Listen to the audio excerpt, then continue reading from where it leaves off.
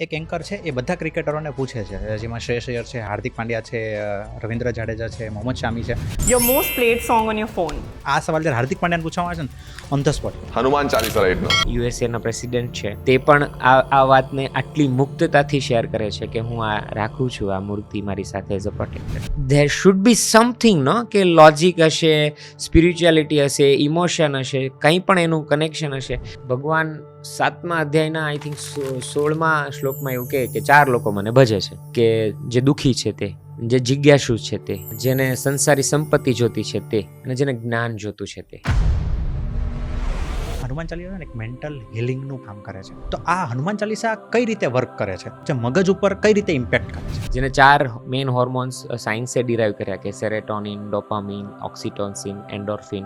આની આમ કહેવાય ને કે હિલચાલ થાય એટલે માણસનું સ્ટ્રેસ લેવલ આવવું, ડિપ્રેશનમાં જવું, આ બધા કારણો છે. તો એનું મૂળ કારણ શું? આ બધાનું જો મૂળ કારણ જોવામાં આવે તો એ અજ્ઞાન છે.